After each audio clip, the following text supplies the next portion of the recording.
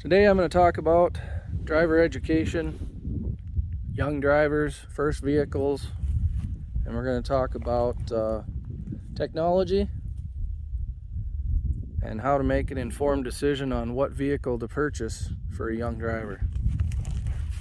I have quite a few vehicles out here on the farm with 3 of us living out here and different uses for each one.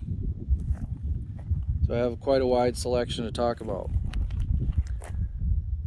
This pickup is a 1951 International. It has zero technology. It's 2-wheel drive. It's a manual transmission that doesn't even have synchronized gears. So you have to know how to double clutch. There's no power steering, no power brakes. The only thing we have, fan and water pump, and a generator to charge the 6-volt battery. So you really have to have some skill to pilot this through traffic. It's difficult to steer. You have to know what you're doing to shift gears. It does not have turn signals, so you have to be ready to use hand signals out the window as well. Clearance lights and a brake light is all it has.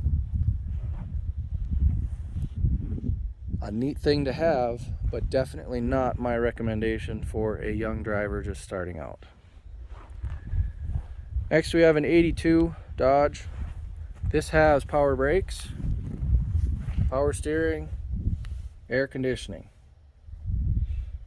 That's the only technology on this one. It's a 2-wheel drive. It's a manual transmission. So again, it takes some skill. Be able to drive it in traffic, to shift to the right gears, pay attention to what you're doing, and be able to get through traffic safely. I would consider this for farm kids, especially that have already been driving around the farm, or someone that's interested in classic vehicles. It could be a fun project to work on if you got an older one and fixed up. That really helps some young people take ownership if they put a lot of their own effort into fixing up a vehicle.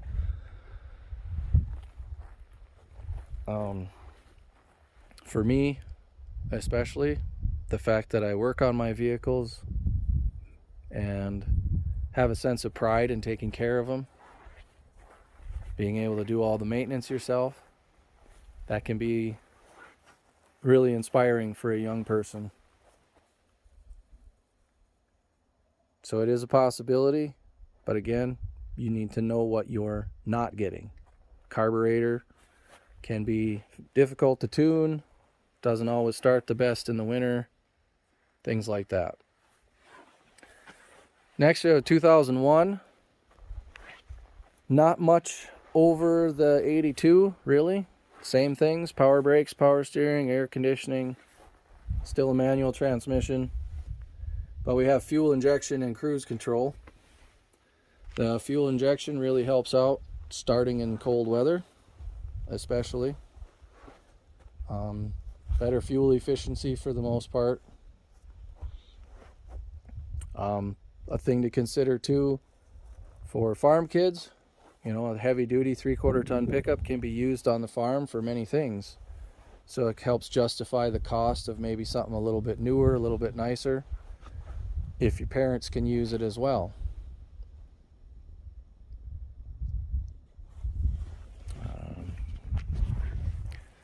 Then 2003, same things as the 2001 as far as under the hood, but more plastic to cover things up. You can't really see to work on it. Power brakes, power steering, air conditioning, cruise control. This one has better anti-lock brakes, 4-wheel anti-lock brakes. I believe the 2001 is just rear wheel. 4-door helps if you need to have more passengers. It's easier and more convenient to get in and out. But for a young driver, sometimes not having space for more passengers is better. Studies have shown that fewer people in the car with a young driver makes it more safer.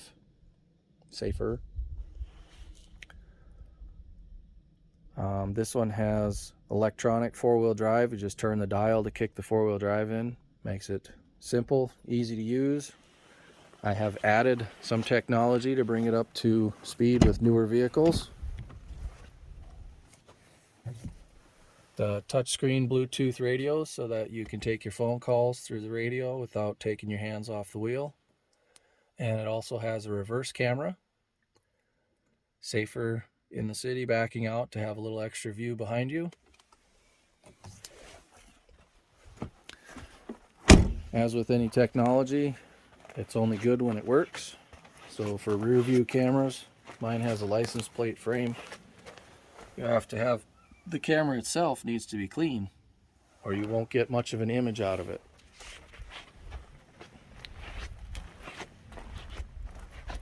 So a little more technology. Move up to a 2008.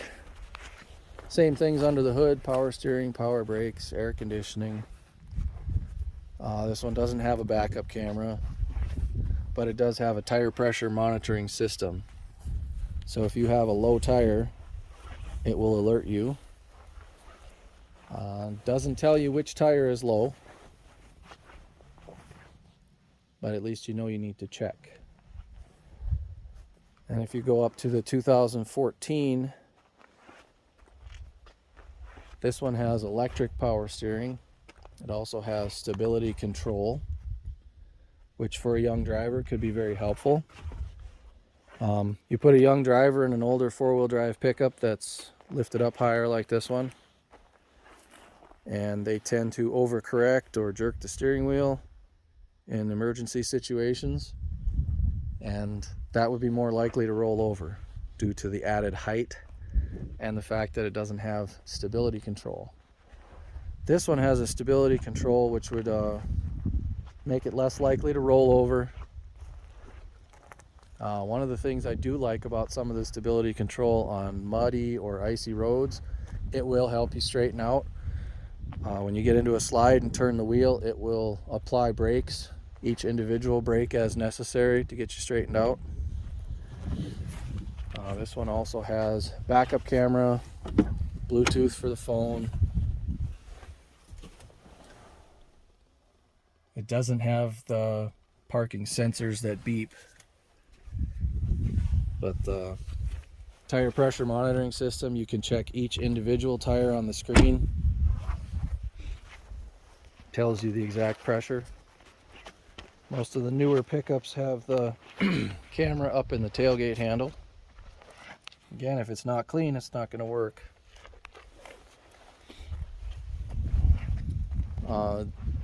Then we go on to another option, is the cheap old beater. Now for some, that might be the best option. This is a 98 with 300,000 miles on it. Not a lot of money invested. If a young driver were to get into an accident, you wouldn't really feel bad because you hadn't wrecked something that was really nice. But you have to take into consideration what kind of reliability you need for your vehicle. With 300,000 miles, it could break down at any time. And young driver stranded is not always a good deal. But in a high school parking lot, when you have kids parking too close and getting dings and dents, it does not hurt as bad when it's already a little dinged up and you don't have a lot of money invested. As far as safety features, anti-lock brakes is about the only thing we have here. But one of the things I definitely recommend for young drivers, for both them and their parents, I don't know if we could see it through the windshield here, is a dash cam. Technology has improved them quite a bit. Their price has come down. You can see I have it hidden behind the mirror. It's hardly even noticeable when you're driving. And it's hooked up so that it comes on when you start it, shuts off automatically when you turn off the vehicle. Why would that be important for a young driver and their parents? you have a witness that can't be wrong. If there were an accident, the dash cam footage could provide the information needed to solve the reason for the crash. The one I have has GPS and logs how fast you're going.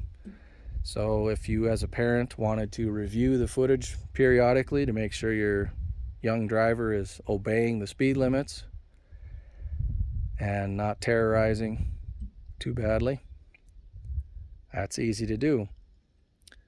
Now for the young person, may feel that that's unfair and unnecessary watching over and spying on them. But think about this. When a young person gets into an accident, they are going to be more likely to believe the story of the older driver. That's just the way it is. If you have a dash camera, there's a story that you cannot argue with. And in reviewing a lot of dash cam footage on YouTube, you can clearly see who's at fault in most of the accidents. It has a wide angle lens. You can see cars coming from the side. You can see that their light was red. So it can be very handy for that. Back onto technology. This is a 2013 Ford Escape. This is probably get my strongest recommendation for a young driver for many reasons. It has most of the safety features you would want. First of all, it's lower to the ground, so you're less likely to have a rollover accident. It has the stability control that helps you maintain control and avoid a rollover accident. Here in North Dakota, it has all-wheel drive, so it's very good in the ice and snow. Makes good fuel mileage. In the mid-20s usually is what we get from ours. The newer ones are probably a little better. We got the bigger engine with the more horsepower, so it's not quite as good a mileage as the other ones. It's lower to the ground definitely than a pickup, but I can tell you I have plowed a lot of snow and mud with this one and have never gotten stuck with it. It has this one doesn't have the backup camera or backup sensors, but what's handy if you're sharing a vehicle, you could program the seats and the mirrors to yourself. You just push a button, everything goes right back to where you had it set. The Bluetooth phone keeps your hands on the wheels if you have to answer a phone call. One thing I really like about the Ford, they have what's called My Key, and you could program a key for your young driver and it will limit how fast they can go.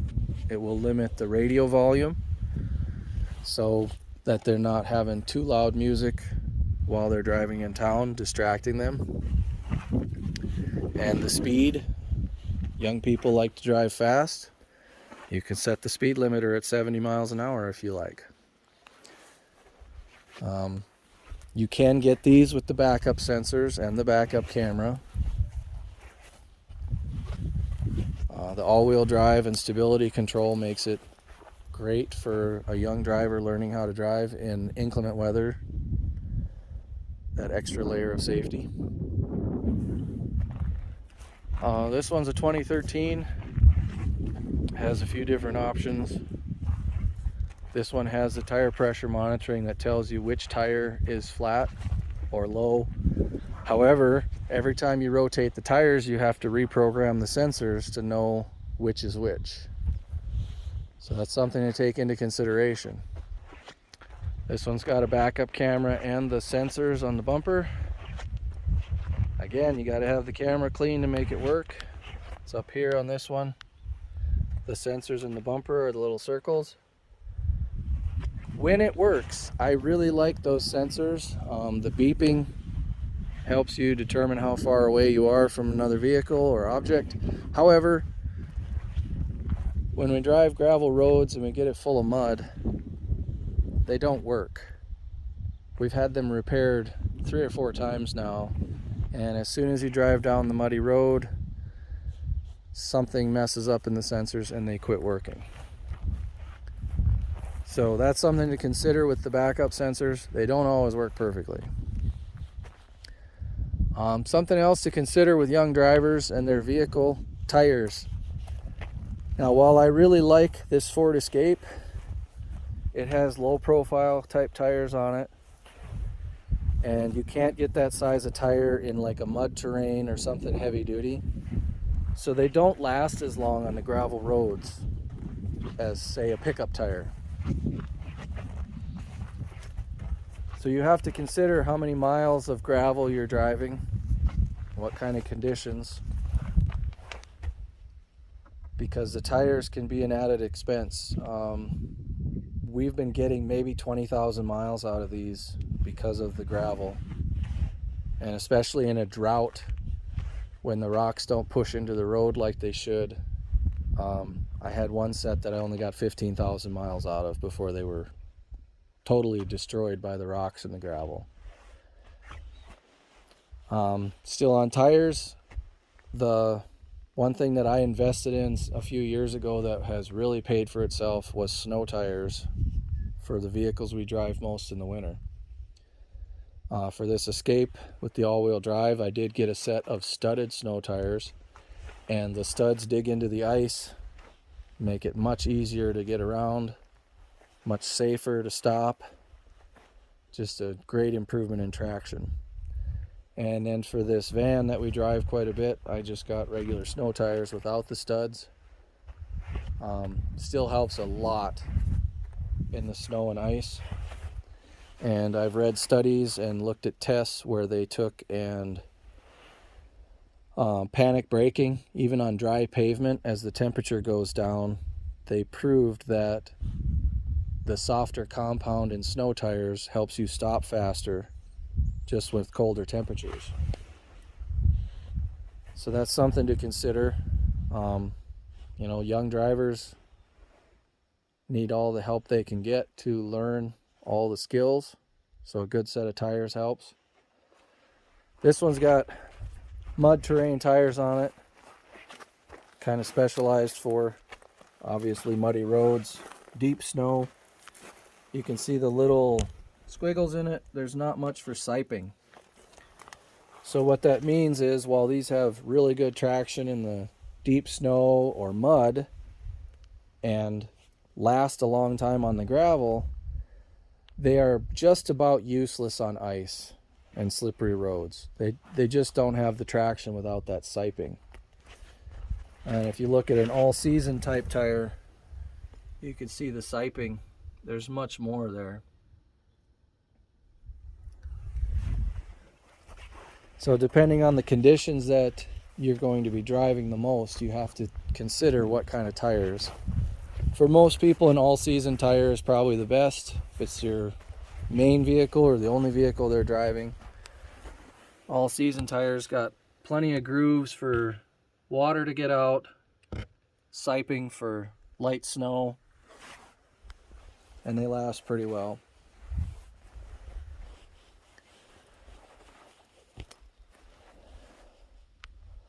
So there are a lot of things to consider getting a vehicle for a young driver. You have to think about cost, reliability, safety, all of those kinds of things.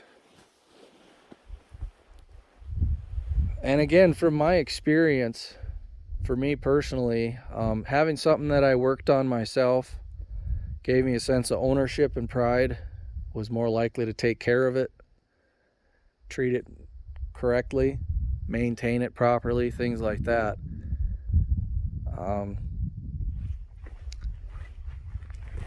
But the older things that could be projects, you need a little more skill to operate.